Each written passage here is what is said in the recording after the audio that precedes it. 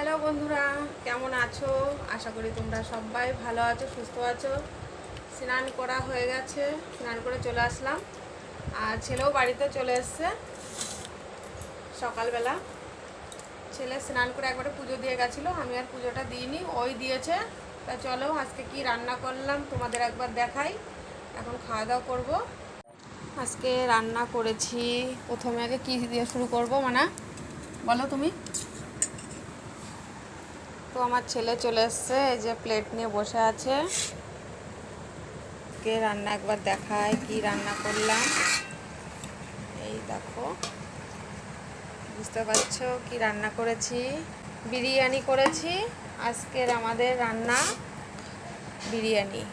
আর তার সাথে আছে একটু এই যে একটু গ্রেভি গ্রেভি তরকারি। আর আছে রায়তা, এই যে রায়তা। তবে মানে রায়তাগুলো পাশে পাশে দিয়ে নাও একটু।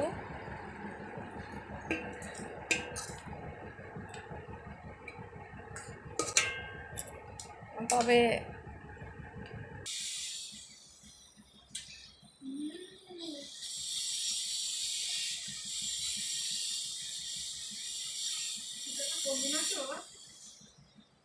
লবণ লবণ দিতেই ভুলে গেছে। আজকে বিরিয়ানি করেছি, লবণ দিতে ভুলে গেছি।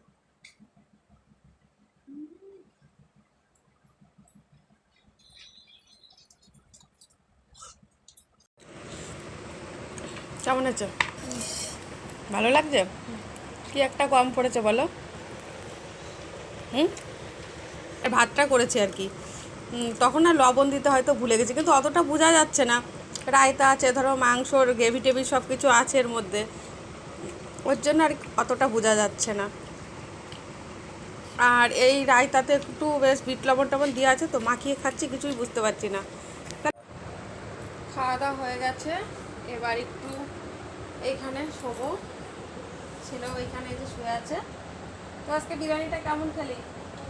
ভালো? বুঝতে পারছিস? বলো না, দেখি টাকা বল, আমাকে বল। জানি না, বলো। তো আজকে বিরিয়ানি রান্না করেছি। রান্নার হচ্ছে মানে চালে যখন যখন মানে জলটা দেয় আর কি, ওই জলে লবণ দিইনি। তো ও বুঝতেই পারিনি, ওকে বলছি কখন থেকে কি বলবো। ওর খুব ভালো লেগেছে, কারণ ও লবণ একটু কম খাই।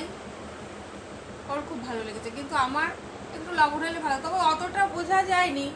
ঠিক আছে, লবণটা কেমন দিয়েছি মানে আমি মানে দিইনি। খেতে বসেই আমি বলছি যে লবণ হয়নি রে, তো ও বললো না আমার ঠিকই আছে।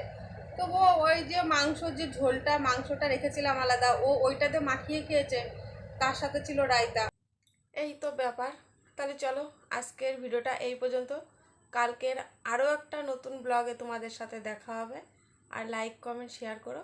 তোমাদের সবাইকে টাটা।